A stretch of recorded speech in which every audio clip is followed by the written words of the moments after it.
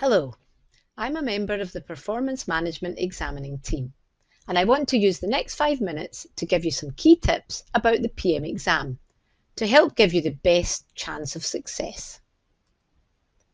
The first key issue is that PM is more than just learning how to do calculations.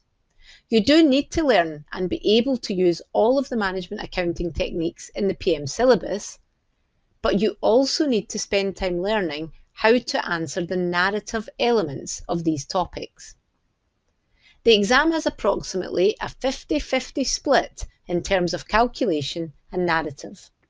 There are narrative questions throughout all sections in the PM exam.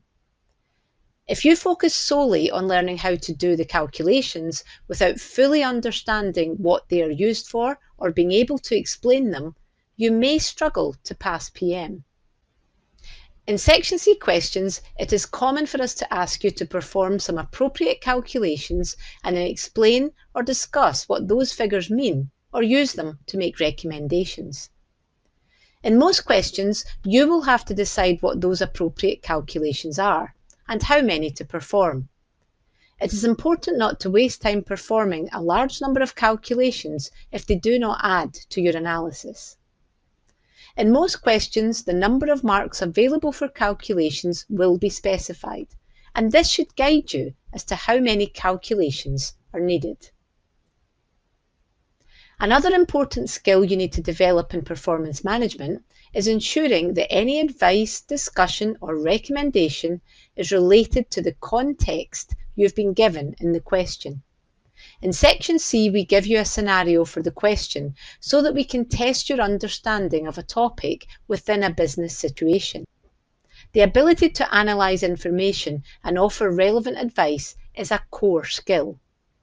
The way to develop this skill is to think carefully about what point you're trying to make and why it's relevant to this particular situation.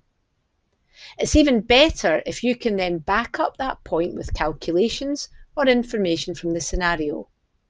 We encourage you to practice this approach. What point am I making and why is it relevant?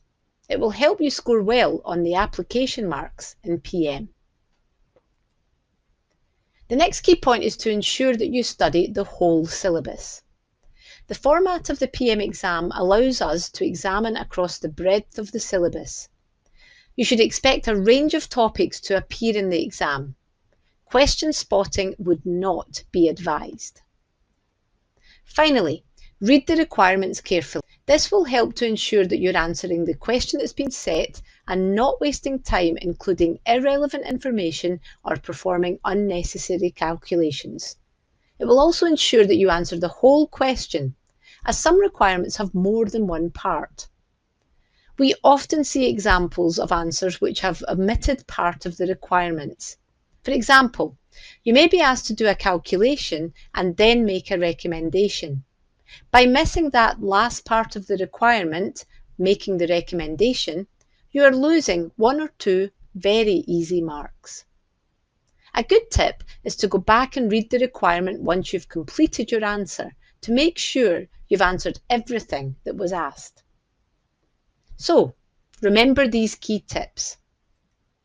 Practice the discursive elements of topics as much as the numerical. Both are equally important. Read the scenario carefully and use the information given while always considering what point am I making and why is it relevant.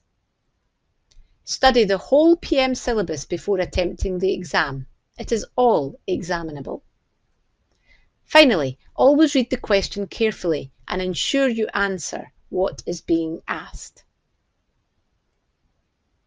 I hope you found this short presentation useful. We encourage you to engage with the many other learning resources which are available on the ACCA website. These are all designed to help you throughout your ACCA journey. The PM examining team wish you the best of luck in your PM exam and your future ACCA studies.